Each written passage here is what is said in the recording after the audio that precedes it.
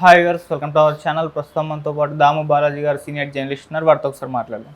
Sir నమస్కారం. నమస్తే sir, Rajinikanth గారి ఆరోగ్య పరిస్థితి అంతేం బాగాలేదు, హాస్పిటల్లో కూడా అడ్మిట్ చేశారు, ఆయన పరిస్థితి కాస్త సీరియస్గా ఉంది అని చెప్పేసి వార్తలు అయితే వినిపిస్తున్నాయి. ఈవెన్ రజనీకాంత్ గారు ఫ్యాన్స్లో కూడా ఒక ఆందోళన అయితే వ్యక్తం అవడం చూస్తున్నాం సార్. మరి ఆయనకు అసలు ఏమైంది, ఆయన పరిస్థితి ఇప్పుడు ఏ విధంగా ఉంది? సో ఈ నేపథ్యంలో ఆయన సినిమా కూడా వేటాయి అని రాబోతుంది కదా, మరి ఆ సినిమా పరిస్థితి ఏంటి సార్? రజనీకాంత్ నిన్న ఈవినింగ్ హాస్పిటల్లో జాయిన్ అయ్యాడు, చెన్నై అపోలోలో. సో దీంతో మొత్తం ప్రపంచవ్యాప్తంగా ఉన్న రజనీ అభిమానులు ఒకసారిగా ఆందోళన వ్యక్తం చేశారు. ఎందుకంటే గతంలో కూడా రజనీకాంత్కి ఒక్కోసారి ఆరోగ్యం ఇబ్బంది పెట్టడం జరుగుతుంది. సో ఆయన అమెరికాకు కూడా గతంలో వెళ్ళి సర్జరీ చేసుకొని వచ్చాడు అంటున్నారు. ఇప్పుడు కూడా ఆయన హాస్పిటల్లో జాయిన్ అయ్యారు. సో అక్కడ అపోలోలో interventional cardiologist doctor Sai Satish బృందం ఆధ్వర్యంలో ఆయన్ని పర్యవేక్షిస్తున్నారని చెప్తున్నారు. అసలు రజనీకాంత్కి ప్రాబ్లం ఏంటి అంటే, మామూలుగా మనకి ఇప్పుడు బయటకు వస్తున్న న్యూస్ అయితే కడుపు నొప్పితో ఆయన జాయిన్ అయ్యాడని. కానీ కడుపు నొప్పితో జాయిన్ అయితే ఇంటర్వెన్షనల్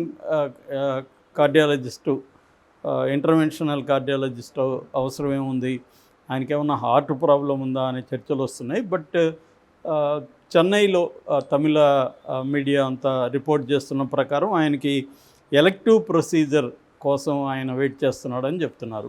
సో ఇప్పుడు చర్చ అంతా ఎలెక్టివ్ ప్రొసీజర్ అంటే ఏంది అని నడుస్తుంది. మామూలుగా ఎలెక్టివ్ ప్రొసీజర్ అంటే అది ఎమర్జెన్సీ కాదు, కొంత ముందుగానే ప్లాన్ చేసుకొని చేసేది. ఎలెక్టివ్ అంటే బేసిక్గా సర్జరీ. అది ఈ సర్జరీ రకరకాల హెల్త్ ఇష్యూస్కి సర్జరీ చేసే అవకాశం ఉంది. అంటే రకరకాల జబ్బులకి లేకపోతే హెల్త్ కండిషన్స్కి సర్జరీ చేయడాన్ని ఎలెక్టివ్ ప్రొసీజర్ అంటారు.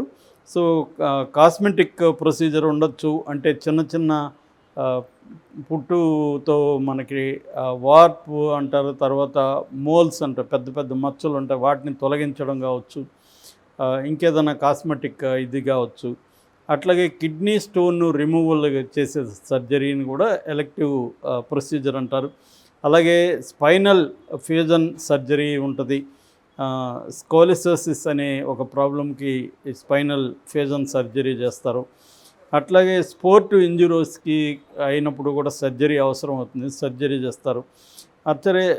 అట్లాగే క్రానిక్ టిష్యూ ప్రాబ్లమ్స్కి ఆ టిష్యూని రిమూవ్ చేయడానికి సర్జరీలు చేస్తారు.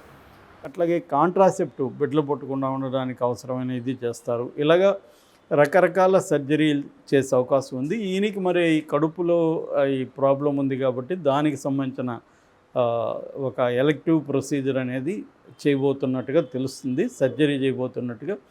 ఇదైతే ఎమర్జెన్సీ కాదు, భయపడాల్సింది ఏమి లేదని డాక్టర్లు అయితే చెప్తున్నారు. బట్ ఇంకా డీటెయిల్ హెల్త్ బులెటిన్ అయితే రిలీజ్ చేయాలి. హెల్త్ బులెటిన్ రిలీజ్ చేయకపోతే గందరగోళం అయితే నెలకొనే అవకాశం ఉంది. ఎందుకంటే ఇప్పుడు ఆయన సినిమా అక్టోబర్ 10న రిలీజ్ అవబోతుంది. రేపు ట్రైలర్ ఉంది. మొన్ననే ఆయన ఆడియో ఫంక్షన్లో కూడా పాల్గొన్నప్పుడు ఆయన సరదాగా సాంగ్స్కి డ్యాన్స్ కూడా చేశాడు.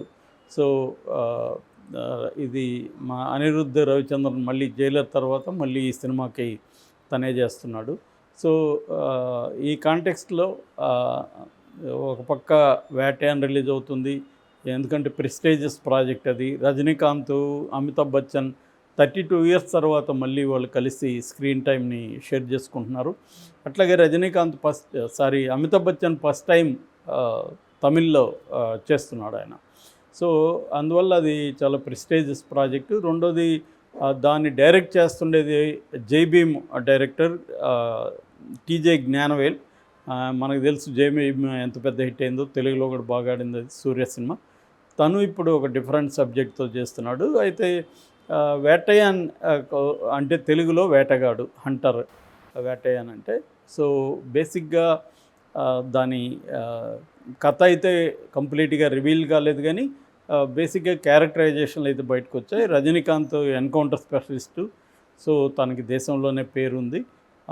తను నమ్మేది ఏంటంటే, ఈ మన జస్టిస్ అనేది, ఇప్పుడున్న ఈ ప్రాసెస్ అనేది నిజమైన క్రిమినల్స్కి శిక్ష పడే విధంగా లేదు. సో వాళ్ళు తప్పించుకోగలుగుతున్నారు, అందుకని వాళ్ళని చంపేయడమే కరెక్టు అని నమ్ముతాడు. సోషల్ జస్టిస్ జరగాలంటే ఒక దారుణమైన క్రైమ్స్ చేసే వాళ్ళని చంపేయాలి అనేది రజనీకాంత్ నమ్ముతాడు. దాన్ని అమితాబ్ బచ్చన్, అతను కూడా ఒక రిటైర్డ్ పోలీస్ ఆఫీసరు, సో అతను తీవ్రంగా వ్యతిరేకిస్తాడు. ఇది హీరోయిజం తప్ప ఇది న్యాయం జరిగే ప్రాసెస్ ఇది కాదని.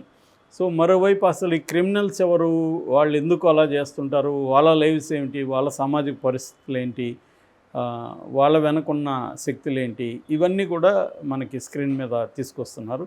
అంటే బేసిక్గా ఎన్కౌంటర్లో ఉండే ఎథికల్ ప్రాబ్లమ్స్ ని అంటే షార్ట్ కట్లో లేపేయడం అనేది ఎన్కౌంటర్. బేసిక్గా ఎన్కౌంటర్ అంటేనే ఏంటి, న్యాయ వ్యవస్థ, కాన్స్టిట్యూషన్ వీటిని ఫాలో గారు వీళ్ళే. నిజానికి వాటిని కాన్స్టిట్యూషన్ని, చట్టాన్ని అమలు చేయాల్సింది ఎవరు, రక్షించాల్సి ఎవరు అంటే పోలీస్ వ్యవస్థ. కానీ వాళ్ళే ఫాలో కాకుండా వాళ్ళే చంపేయడం జరుగుతుంది. మనకి చూసాము, యోగి ఇదే పని చేస్తున్నాడు. ఆయన విపరీతంగా ఎన్కౌంటర్లో బాబాగా ఆడ పిలుస్తారు ఆయన్ని, విపరీతంగా ఆయన క్రిమినల్స్ పేరుతో చంపేయడం. నిజంగా నీకు అంత వ్యవహారం, నీకు అంత సీరియస్గా వాళ్ళని శిక్షించాలనుకుంటే సపరేట్ కోర్టులు పెట్టచ్చు, పోలీస్ స్టేషన్లు సపరేట్ పెట్టచ్చు, వేగంగా జస్టిస్ జరిగే విధంగా చేయొచ్చు. అది వదిలేసి ఆయన చట్టాన్ని తన చేతిలోకి తీసుకొని రాజ్యాంగాన్ని గౌరవించకుండా ఎవరినంటే వాళ్ళని చంపేయడం, అదేమన్నంటే ఎదురు కాల్పులు జరిగాయని చెప్పడం, ఇటువంటివి జరుగుతుంది. ఈ సమస్యని జ్ఞానవేల్ ఎఫెక్టివ్గా చర్చించాడని చెప్తున్నారు. అందువల్ల వీళ్ళిద్దరి మధ్య టగ్ ఆఫ్ వార్ లాంటిది ఉంటుంది, రజనీకాంత్ అండ్ అమితాబ్ బచ్చన్ ఇద్దరి మధ్య. సో ఇది వేటయాన్ బేసిక్గా. అందుకని ఎక్స్పెక్టేషన్స్ అయితే హైగా ఉన్నాయి దానికి సంబంధించి. రేపు ట్రైలర్లో మనకి ఇంకొంత కథ రివీల్ అయ్యే అవకాశం ఉంది. ఇప్పటివరకు ఏంటంటే ఈ టీజర్ కానీ గ్లిమ్స్ కానీ ఇవన్నీ వచ్చాయి. దాని ద్వారా కొంతమంది గ్రహిస్తున్న సబ్జెక్ట్ అయితే ఇది బేసిక్గా. సో ఇది ఎందుకంటే రజనీకాంత్కి ఇప్పుడు 73 ఏళ్ళు. ఇప్పటికి కూడా ఆయన మనం ఆ టీజర్లో చూస్తుంటే వేటయాన్లో చాలా యాక్టివ్గా, చాలా యంగ్గా కూడా కనిపిస్తున్నాడు. స్పీజీ వర్క్ అయితే ఖచ్చితంగా ఉంటుంది. కానీ దాంతోపాటు రజనీకాంత్ ఆయన సిగ్నేచర్ స్టైల్ అంతా కూడా దాంట్లో క్లియర్గా కనిపిస్తుంది. సో ఆయన డైనమిజం అదంతా జైలర్లో కూడా మనం చూసాం. సో ఆ తర్వాత ఈ మధ్య వచ్చిన లాల్ సలాం అయితే ఫ్లాప్ అయింది. ఆ లాల్ సలాంలో ఈయన మెయిన్ రోల్ కాదు కానీ ఒక ఎక్స్టెన్సివ్ రోల్ అని చెప్పొచ్చు. అది ఫ్లాప్ అయిన తర్వాత దీని మీద ఎక్కువ అభిమానులంతా కూడా ఆశలు పెట్టుకున్నట్టుగా మనకు కనబడుతుంది. అంటే ఒక రజనీకాంత్ స్టైల్ని మెయింటైన్ చేస్తూనే ఒక డిఫరెంట్ అప్రోచ్తో జ్ఞానవేల్ దీన్ని తీసుకెళ్ళినట్టుగా, ప్రజెంట్ సమాజాన్ని రిఫ్లెక్ట్ చేసే విధంగా ఉన్నట్టుగా మనకు కనబడుతుంది. సో ఈ కాంటెక్స్లో రజనీకాంత్ హెల్త్ ఇష్యూ అనేది ఇప్పుడు మేజర్ కన్సర్న్ అయింది. ఎందుకంటే అది కూడా బిగ్ బడ్జెట్ సినిమా, దాదాపు 300 కోట్లు లైకా ప్రొడక్షన్స్ వాళ్ళు చేశారు. అందులో మన రానా, ఫహద్ ఫాజిల్, మంజు వారియర్ ఇలాంటి వాళ్ళు కూడా యాక్ట్ చేస్తున్నారు దాంట్లో. సో రానా కూడా ఒక ఇంపార్టెంట్ పోలీస్ పాత్ర చేస్తున్నట్టు తెలుస్తుంది. అంటే రజనీకాంత్ తన తప్పు తెలుసుకోవడం, తను మారడం అనే కాన్సెప్ట్కి రానా క్యారెక్టర్ ప్రేరణ అని చెప్తున్నారు. సో ఆ తర్వాత రజనీకాంత్ను కూడా అమితాబ్ బచ్చన్ అరెస్ట్ చేస్తారు తన చేసిన క్రైమ్స్ని అని. సో ఇది బేసిక్గా ఉంది. సో ఇప్పుడు 73 ఏళ్ళ కాబట్టి ఆయనకి హెల్త్ ఇష్యూ ఎలా ఉంది. మామూలుగా అయితే రజనీకాంత్ మనకు తెలుసు, ఆయన యోగా చేయడం, మెడిటేషన్ చేయడం, అప్పుడప్పుడు హిమాలయాలకు వెళ్ళిపోయి అక్కడ ఆయనకి ఆశ్రమం ఉంది, ఆ ఆశ్రమంలో గడిపేసి రావడం, అనామకుల్లాగా అందరిలాగా మామూలు మనుషులాగా క్యూలో నిలబడి ఫుడ్ వేసుకొని మామూలు మనుషులాగా ఆయన ఉంటాడు. ఆయన ఆహారం కూడా ఆయన ఏమీ మేకప్లు కానీ విగ్ కానీ ఏమీ పెట్టుకోడు, బయట వెరీ మామూలు ఆర్డినరీగానే ఉంటాడు. స్క్రీన్లోకి వచ్చేసరికి ఆ ట్రాన్స్ఫర్మేషన్ వేరే ఉంటుంది. సో ఈ యాంగిల్లో ఇప్పుడు అపోలో చేరడం అనేది చాలా సంచలనంగా మారింది. అయితే హెల్త్ బులెటిన్ రిలీజ్ చేస్తే కానీ యాక్చువల్ పిక్చర్ ఏంటి, ఇప్పటి వరకు వచ్చిన ఇదైతే నేను ఇందాక చెప్పినట్టుగా ఎలక్టివ్ ప్రొసీజర్